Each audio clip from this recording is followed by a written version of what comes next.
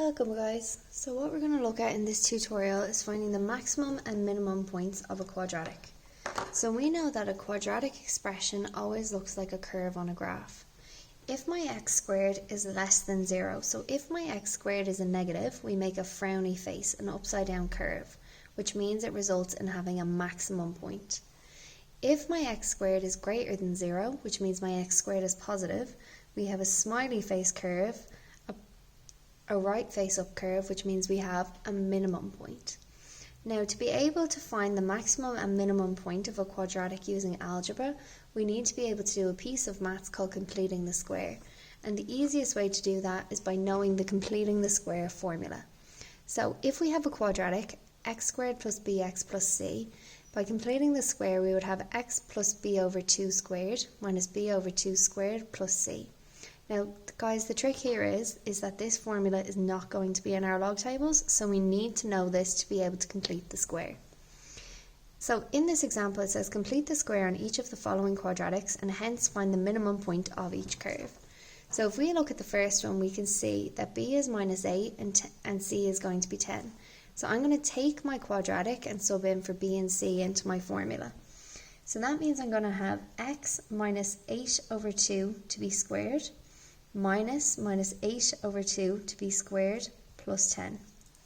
So minus 8 over 2 is minus 4. So I have x minus 4 squared. Minus 8 divided by 2 is minus 4. Squared is 16. By minus is minus 16 plus 10. Which means now I'm going to have x minus 4 squared minus 6. So we know that there should be usually a plus in here, and out here we can take this as our value. Which means my minimum point here is going to be 4 minus 6. So we're happy if there's a minus in here, that we take our x value of our minimum point from here if there's a minus. If there was a plus, we need to change the sign. Here we're going to have minus 6 as our y value for our minimum point. That's where our two coordinates come from. In the next one, you'll see that we have 4 in front of the x squared, but our completing the square formula doesn't account for an a value. It doesn't account for a number in front of the x squared, which means before I start, I'm going to factorize this guy. So I have 4 on the outside, x squared plus x plus a half, because 4 by a half would give me 2, which means my b value here is going to be 1 and my c value is going to be a half.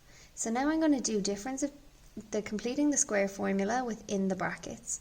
So I have x plus a half to be squared, because again we have b over 2 in our formula, minus a half to be squared, because again we have 1 over 2, b over 2 in our formula, plus a half.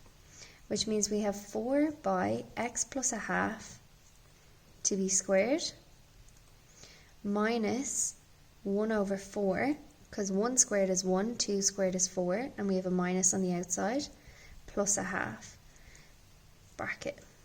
So we have 4 by x plus a half squared. Here we have 1/4. Remember, a half is really 2 over 4, so we have another quarter. So a half take away a quarter gives me 1 over 4. Now I'm going to bring in my 4 so that I have 4 by x plus a half squared, and then 4 by a quarter just leaves me with minus 1. Now I'm going to look at my value here, which I can see is plus a half, which means to find my minimum value, I need to change him to a minus, and here we're going to have minus 1. So my minimum point on this curve is minus a half and minus 1, taken from these 2 points here. Okay? Now guys, we're going to go through a second example here, which is very similar to an exam question that came up before. So it says, write the equation x squared plus 4x plus 1 in the form x minus p squared plus q. Now in this form really means complete the square. So before I go any further, I'm going to take my formula, x squared plus 4x plus 1. I know that b is going to be 4 and c is going to be 1.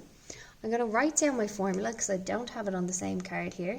So I have x plus b over 2 to be squared, minus b over 2 to be squared plus c. And I'm going to sub in 4 for b and 1 for c. So that means I have x plus 4 over 2 to be squared minus 4 over 2 squared plus 1. So 4 divided by 2 is 2. So I have x plus 2 to be squared minus 4 divided by 2 is 2, and 2 squared is 4, plus 1. And again we have x plus 2 to be squared, minus 3. So now part 1 says, and hence.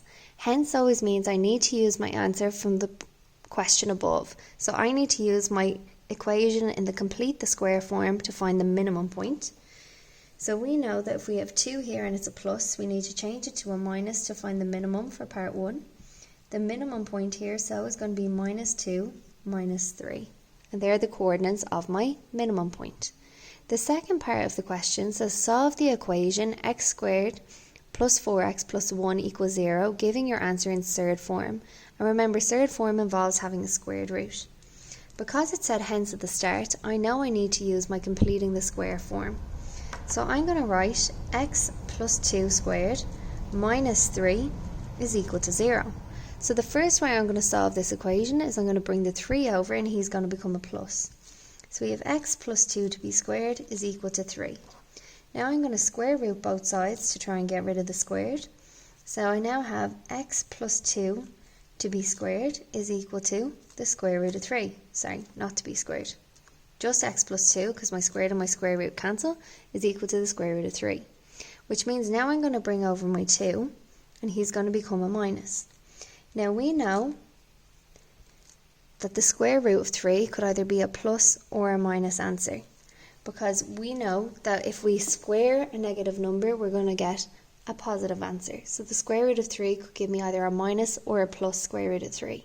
So my two answers are x is equal to minus 2 plus or minus the square root of 3. And that's how I solve my equation in the completing the square format and leaving my answer in surd form. Alrighty guys, take a minute, go back over it. We know how important the completing the square formula is, and then let's try some questions.